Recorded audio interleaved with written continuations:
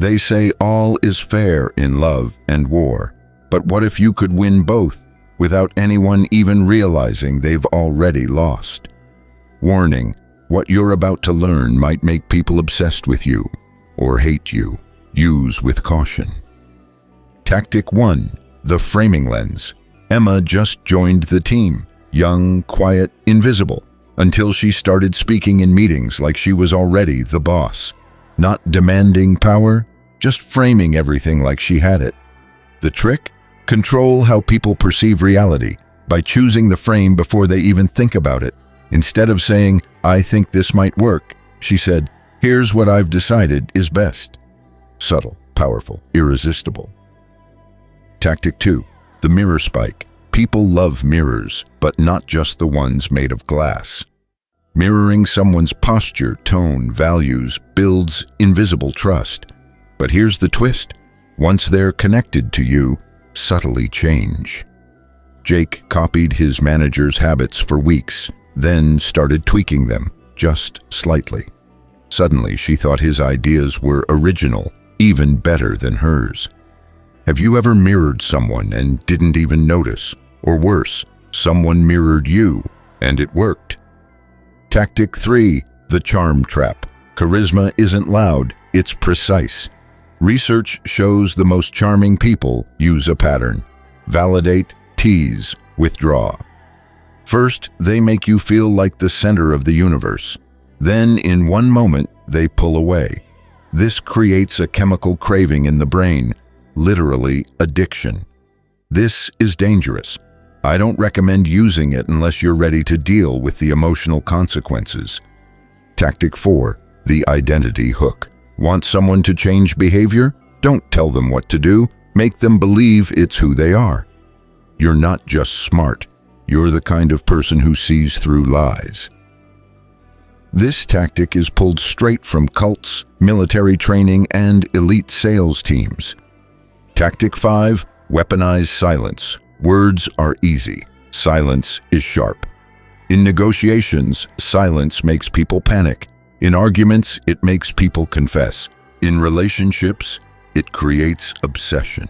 Maya once paused 4 seconds before responding to anything. Her boyfriend started second-guessing every word he said. She never raised her voice. Try this once and watch how fast the power shifts. Tactic 6. The scarcity flip. Most people chase what runs from them. So give access and then take it away.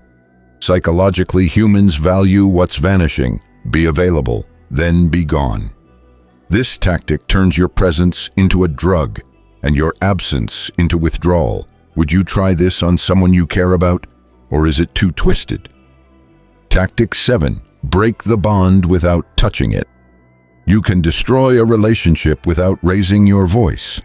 Just question their assumptions. Ask them, do you really think this is love? Or do you trust them? Or are you just used to them? Seeds of doubt, once planted, grow in silence. Caution. This tactic changes people in ways they don't recover from. Tactic 8. The implanted choice. Want control? Give them the illusion of control. Instead of telling someone what to do, offer 2 options, both leading where you want. Do you want to talk now or after we eat? Not if we talk, when? This is how skilled manipulators run families, companies, even countries. Tactic 9. The interrogator's pause.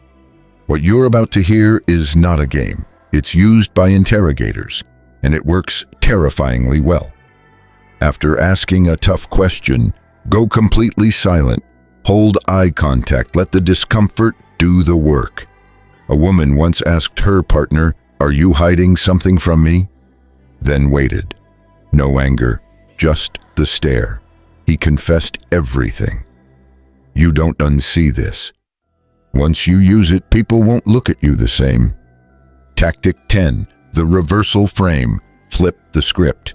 Instead of defending yourself, accuse the other person of what they're afraid of being. You think I'm being manipulative? Funny?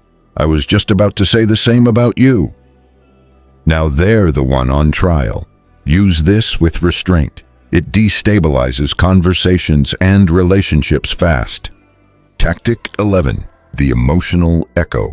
The strongest manipulator doesn't push emotions. They reflect yours and then amplify them. When you're angry, they validate it. When you're scared, they say, "I would be too." Suddenly, you think they're your safest place. And that's when they reshape your reality, using your own emotions as the weapon. Have you ever trusted someone more just because they felt like you? Tactic 12. Control through debt. People hate to feel like they owe someone. So the master manipulator gives strategically gifts, time, kindness. Then one day says, "I've done so much for you, and you can't even do this one thing." This creates invisible shackles, not out of guilt, but obligation. Watch who gives you gifts you didn't ask for. Tactic 13. The triangulation trap. Want someone to chase you? Introduce a third person into the picture. Triangulation is when you subtly compare someone to another. "Well, Sarah would have handled this better." Or, "Mark always understood me." It creates competition, jealousy, and desperate approval-seeking.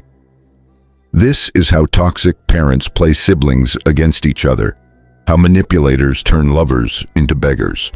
It destroys bonds, but if used carefully, it builds control. Tactic 14. The self-fulfilling prophecy.